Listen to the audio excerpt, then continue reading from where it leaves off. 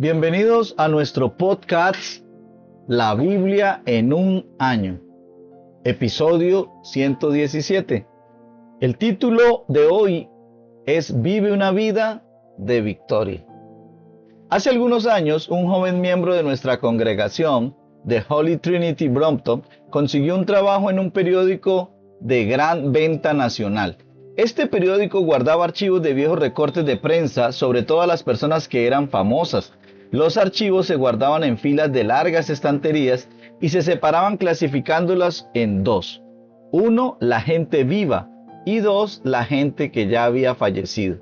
Un día, aquel joven estaba rebuscando entre los archivos de gente fallecida y se topó o se encontró con un archivo enorme marcado como Jesucristo.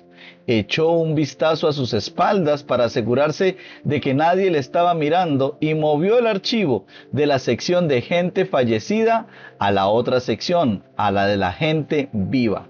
¿Por qué? Porque Jesucristo está vivo. Ha resucitado de los muertos. A todo aquel que lo busque entre la gente muerta, los ángeles le dirán: ¿por qué buscan ustedes entre los muertos al que vive? No está aquí.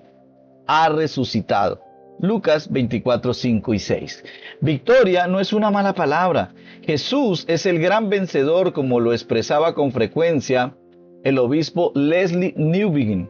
La resurrección no consiste en revertir una derrota, sino que es la manifestación de una victoria.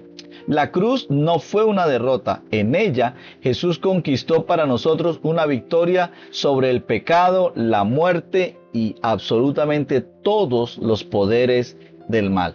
Esto es una gran bendición. Vamos a hacer la primera lectura y vamos a leer Salmos capítulo 51, versículos del 10 al 19. Lo vamos a leer en la PDT. Dios mío, crea en mí un corazón limpio. Una vez más quiero ser fiel en mi espíritu. No me alejes de ti, no me quites tu Santo Espíritu. Hazme sentir de nuevo la alegría de tu salvación y que me sostenga tu espíritu que me guía. Les enseñaré a los rebeldes tus caminos y los pecadores se volverán a ti. Dios mío, mi Salvador, merezco la muerte, pero no me castigues y gritaré de alegría que eres justo. Señor, abre mis labios y te cantaré alabanzas. A ti no te complacen las ofrendas ni los sacrificios que deben quemarse completamente. Si así fuera, yo te los ofrecería. Los sacrificios a Dios son un espíritu quebrantado. Tú no desprecias al corazón humilde y arrepentido. Sé bueno con Sión, reconstruye las murallas de Jerusalén. Entonces aceptarás los sacrificios apropiados, las ofrendas y los sacrificios que deben quemarse completamente. Entonces se ofrecerán becerros sobre tu altar. Punto número 1 de cómo vivir una vida de victoria. Y es: recibe los beneficios de su victoria. Me encanta esta oración de David. Muchas veces la he hecho yo mismo. David, como todos nosotros, se había equivocado. Clamó a Dios pidiendo perdón y ahora clama victorioso. Cuando pecamos no perdemos nuestra salvación, pero puede que perdamos la alegría de nuestra salvación. David no quiere ser derrotado por el pecado otra vez. Todo esto empieza con un corazón arrepentido y quebrantado. Puedes estar absolutamente seguro de que si te acercas a Dios con un corazón arrepentido y quebrantado, nunca serás rechazado. ¿Por qué? Porque al corazón contrito y humillado no desprecias tú, oh Dios. David ora para que se le conceda vivir una vida en victoria. Merece la pena resaltar que la oración de David no es puramente personal. Ora para que también tenga un impacto en la ciudad. Por lo tanto, vamos a hacer una oración en esta mañana. Señor, te pido un corazón puro, un espíritu perseverante, la presencia de Dios, el poder del Espíritu Santo, y que el gozo de tu salvación te ha restaurado en mí. Te pido tener un espíritu confiado y que pueda enseñar los caminos de Dios, haciendo que la gente vuelva a Dios. Te pido que me des una lengua que te alabe. Abre, Señor, mis labios y mi boca proclamará tu alabanza. Te pido hoy por la transformación de nuestro país y de nuestra ciudad. Amén. Vamos a leer la segunda parte y es Lucas capítulo 24, versículos del 1 al 35, continuamos con la PDT. Muy temprano el domingo en la mañana, las mujeres fueron al sepulcro, llevaban las especias aromáticas que habían preparado. Encontraron que había sido quitada la piedra que tapaba la entrada del sepulcro. Entraron, pero no encontraron el cuerpo del Señor Jesús. Las mujeres no entendían lo que estaba pasando, cuando de repente dos hombres vestidos con ropa muy brillante se aparecieron de pie. Junto a ellas las mujeres tenían mucho miedo y se postraron rostro en tierra. Los hombres les dijeron: ¿por qué están buscando entre los muertos al que está vivo? Jesús no está aquí. Él ha resucitado. ¿No recuerdan lo que les dijo en Galilea? Les dijo que el Hijo del Hombre debía ser entregado en manos de pecadores, ser crucificado y resucitar al tercer día. Entonces las mujeres recordaron las palabras de Jesús. Se fueron del sepulcro y les contaron todo a los 11 apóstoles y a los otros seguidores. Estas mujeres eran María Magdalena, Juana, María la mamá de Santiago y las otras más. Cuando les contaron a los apóstoles lo que había pasado, no les creyeron porque les pareció que era un disparate. Sin embargo, Pedro se levantó y corrió hacia el sepulcro. Se agachó para ver adentro, pero solo vio la tela con la que habían envuelto el cuerpo. Luego se fue preguntándose qué había pasado. Ese mismo día, dos de los seguidores de Jesús iban hacia un pueblo llamado Emaús, que quedaba a unos 11 kilómetros de Jerusalén. Iba hablando de todo lo que había pasado. Mientras discutían, Jesús mismo se acercó y empezó a caminar con ellos, pero no les fue permitido reconocer a Jesús. Entonces Jesús les dijo: ¿de qué tanto hablan por el camino? Los seguidores se detuvieron muy tristes. El que se llamaba Cleofas respondió: ¿eres tú el único peregrino en Jerusalén que no se ha enterado de lo que ha pasado en ella en estos días? Jesús le dijo: ¿qué quieren decir?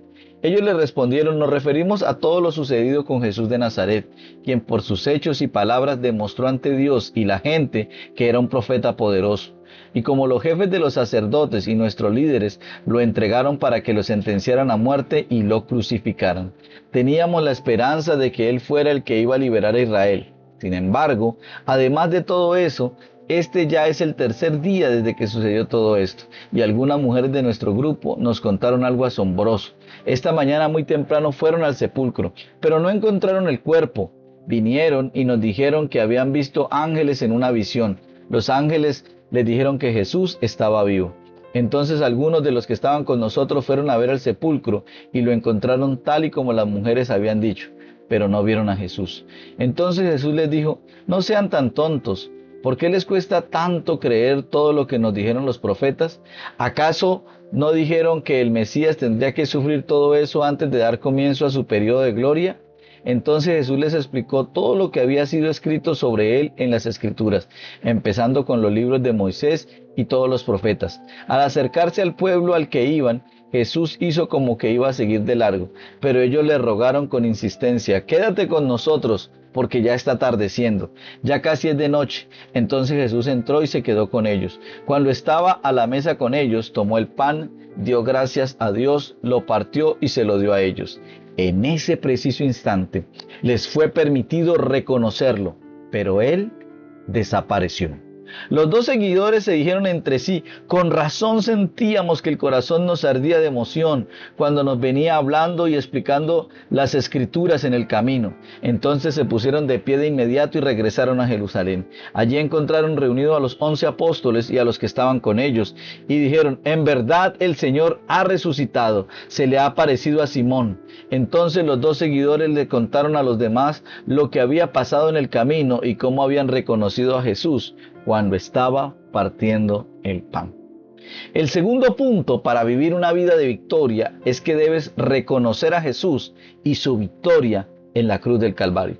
¿Cómo podemos encontrarnos tú y yo con Jesús hoy? La resurrección de Jesús es un hecho histórico que verdaderamente sucedió. Pero no es simplemente un hecho histórico. De la misma manera que la gente de aquel tiempo experimentó al Jesús resucitado, también tú puedes experimentar hoy su presencia. Este pasaje te explica cómo. Aquel día el mundo cambió para siempre. Jesús resucitó el primer día de la semana. Desde entonces, el primer día de la semana, el domingo, se convertiría en el día de descanso y oración. En este pasaje vemos dos piezas de prueba clave acerca de la victoria de Jesús sobre la muerte. La primera de ellas, el cuerpo de Jesús estaba ausente. Encontraron que había sido quitada la piedra que cubría el sepulcro y al entrar no hallaron el cuerpo del Señor. Los ángeles les dijeron: ¿por qué buscan ustedes entre los muertos al que vive? No está aquí, ha resucitado.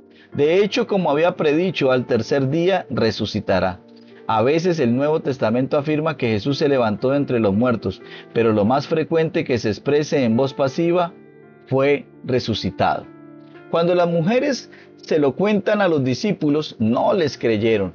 Aún así podemos imaginarnos la emoción que sintió Pedro, quien salió corriendo al sepulcro. También él vio que el cuerpo de Jesús había desaparecido. Él vio solo los lienzos de lino vacíos. La tumba no estaba vacía, sino que el cuerpo de Jesús estaba ausente. En aquel momento, Pedro tuvo que experimentar y empezar a darse cuenta de que Jesús había ganado una gran victoria. Jesús había muerto, pero la muerte no era el final. La muerte no ha sido anulada, pero ha sido conquistada definitivamente. El segundo aspecto que tenemos que tener en cuenta es que el mismo Jesús estaba presente. Jesús mismo fue visto. No se trató de simplemente una presencia espiritual. Su cuerpo físico, resucitado y transformado, se hizo presente ante sus discípulos. La primera aparición de la que leemos se encuentra en el Evangelio de Lucas, en el camino de Emaús. Jesús se revela a dos de sus discípulos de dos maneras. La primera se revela a través de las Escrituras. Entonces, comenzando por Moisés y todos los profetas, les explicó lo que se refería a él en todas las Escrituras. Aquel debió ser el estudio bíblico más extraordinario en toda la historia del mundo. Jesús fue explicando paso a paso todos los lugares de la Biblia que trataban de él. ¿Alguna vez has sentido que tu corazón ardía por dentro cuando has escuchado una explicación de la Biblia o la has estado leyendo tú mismo? A veces, cuando estoy leyendo la Biblia o escuchando una charla, las palabras se vuelven de repente tan relevantes para mí y para mi vida, que siento que Dios me está hablando directamente. Una joven de nuestro grupo pequeño de Alfa empezó a leer la Biblia por primera vez en su vida. Ella lo describe así: era como si las palabras de la Biblia saltaran de las páginas hacia mí. Eso es muy cierto. Los discípulos dijeron: ¿no ardía nuestro corazón mientras conversaba con nosotros en el camino y nos explicaba las Escrituras? Esto es lo que saboreamos cada vez que escuchamos explicar la Biblia, de modo tal que revele a Jesús. La segunda forma en la cual el Señor se nos revela es que Él se revela a sí mismo a través de la Santa Cena. Estando con ellos a la mesa, tomó el pan, lo bendijo, lo partió y se lo dio. Entonces se le abrieron los ojos y lo reconocieron. Más tarde contaron cómo habían reconocido a Jesús cuando partió el pan. La descripción que hace Lucas de este encuentro está probablemente contada de una manera que se hace eco en la narración de la última cena de Jesús con sus discípulos. Tiene que animarnos el hecho de saber que podemos encontrar a Jesús en la fracción del pan, cuando celebramos la comunión todos juntos. Las Escrituras y la Santa Cena son dos maneras en las que nos podemos encontrar con Jesús hoy. Él seguirá revelándosenos a medida que estudiemos las Escrituras y partamos el pan juntos. Si quieres experimentar la presencia de Jesús, asegúrate de hacer estas dos cosas muy seguido. Vamos entonces a orar. Padre, gracias porque Jesús está vivo en el presente. Que mi corazón arda cuando estudio las Escrituras, al encontrarme con Jesús por medio de ellas. Al recibir el pan y el jugo de uva, que mis ojos se abran para reconocer a Jesús. La otra lectura que haremos va a ser en Josué capítulo 11, en la PDT, todo el capítulo 11. El rey Javín de Hazor se enteró de todo esto y decidió reunir a los ejércitos de varios reyes. Entonces envió mensajeros al rey Jobab de Madón, al rey Simrón, al rey de Aksaf, a los reyes del norte, los de las colinas y también los del desierto, a los reyes del área de Galilea, los del Negev, de los valles occidentales y al rey Nafob-Dor al occidente. También envió mensajeros a los cananeos del oriente y del occidente, a los amorreos, los hititas, los fereceos, los jebuseos, de las montañas y los jebeseos del monte Hermón en la región de Mizpa. Salieron con todas sus tropas conformando un gran ejército, tantos como los granos de arena en la playa, con muchos caballos y carros de combate. Todos estos reyes se reunieron en el campo junto al riachuelo de Merón para luchar contra Israel.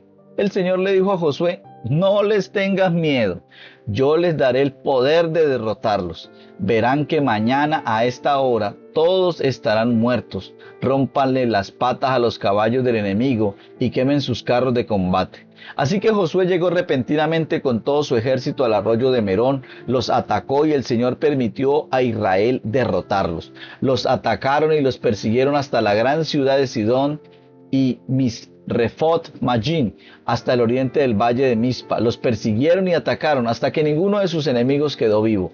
Josué hizo con ellos lo que el Señor le había dicho. Le rompió las patas a los caballos y quemó sus carros de combate. Al regreso Josué capturó la ciudad de Hazor y mató a filo de espada a su rey, pues hasta ese momento Hazor era la capital de esos reinos. Los israelitas mataron a todo ser viviente en la ciudad, no dejaron con vida a nada que respirara y la incendiaron.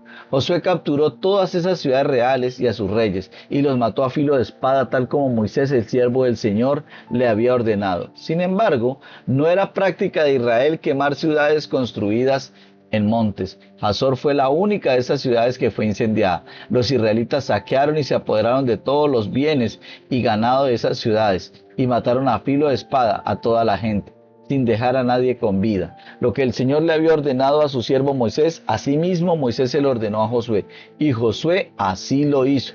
No pasó por alto nada de todo lo que el Señor le ordenó a Moisés. Josué conquistó todo ese territorio montañoso, todo el Negev y toda la tierra de Gosén, los valles occidentales, el valle del Jordán, las montañas de Israel y sus planicies, desde el monte Jalac, que se eleva hacia el Seir, hasta Baal Gad, en el valle del Líbano, bajo el monte Hermón. Josué capturó a todos los reyes y los mató. Tras combatir contra todos ellos por largo tiempo, ninguna ciudad hizo tratado de paz con los israelitas, excepto los heveos que vivían en Gabaón.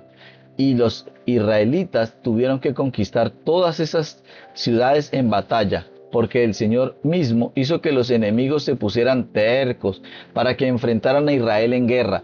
Así pudieron ser exterminados totalmente, pues los israelitas no tuvieron compasión de ellos, sino que los mataron a todos como el Señor le había ordenado a Moisés.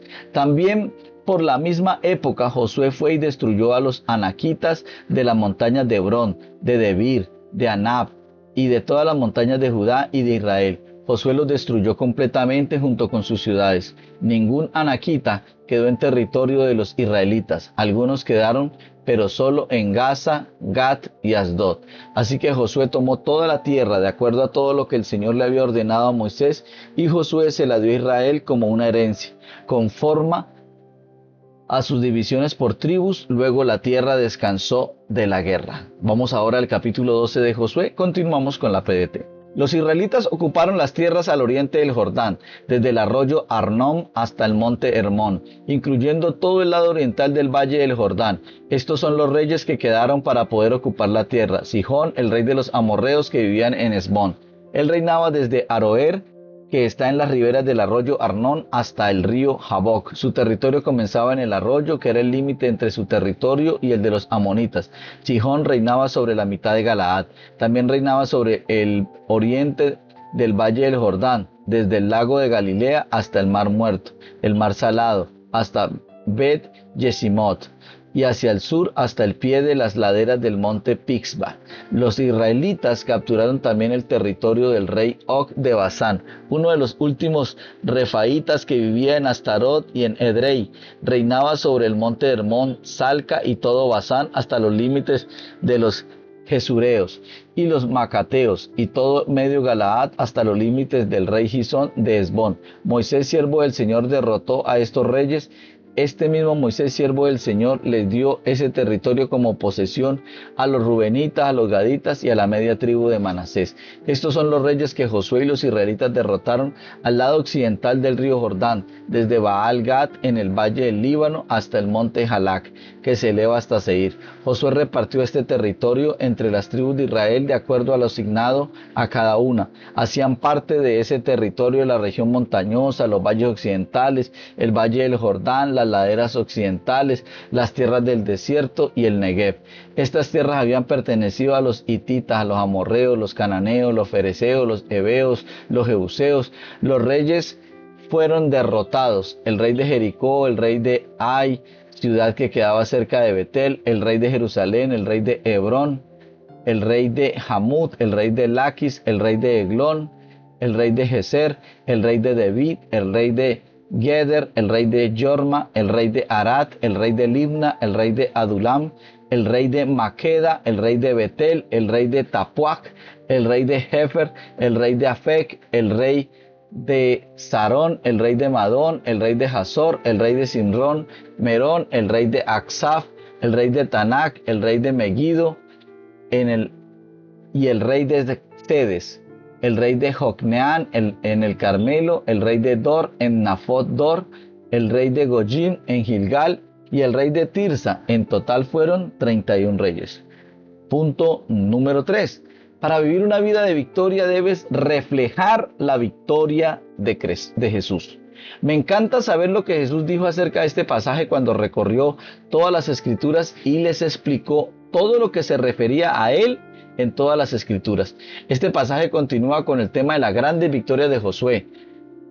Aquí leemos cómo los reyes unieron sus fuerzas para luchar con Israel, pero el Señor dice: no les tengas miedo. El Señor los entregó en manos de los israelitas. Dios le da la victoria allá donde vayan. Así logró Josué conquistar toda aquella tierra, conforme a la orden que el Señor le había dado a Moisés, y se la entregó como herencia al pueblo de Israel.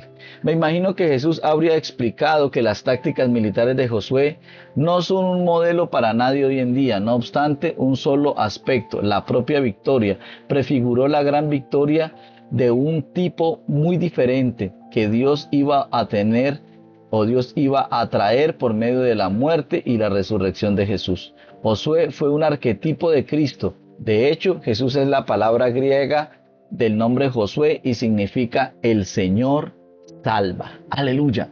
Como leeremos mañana, la victoria de Josué nunca fue completa. El Señor le dijo: ya está muy viejo y todavía queda mucho territorio por conquistar.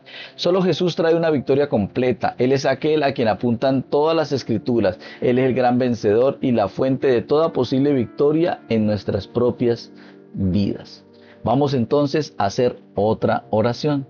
Señor, gracias por tu gran victoria sobre el pecado y la muerte, así como sobre todos los poderes del mal. Que mi vida hoy refleje esta gran victoria, que lo vea más, no solo en mi vida personal, sino también en nuestra comunidad, ciudad y nación. Hoy coloco delante de ti todos aquellos que se han levantado como enemigos de la iglesia. Te pido, Dios de los cielos, que seas tú nuestro defensor. El comentario que hace la pastora Pippa Gumbel está basado en Lucas 24 del 1 al 12 y ella dice así: me encanta la combinación de valentía y espíritu práctico que se dan estas mujeres. En cuanto acaba el Sabbat, ya están de camino a la tumba. ¿Dónde estaban los hombres? Totalmente desorientados. Tienes razón, pastora Pippa Gumbel. Recuerden que este devocional es escrito por el pastor Nicky Gumbel de la iglesia HTB en Londres, y la voz de este podcast es de Luis Alfonso González. Bendiciones, mis amados.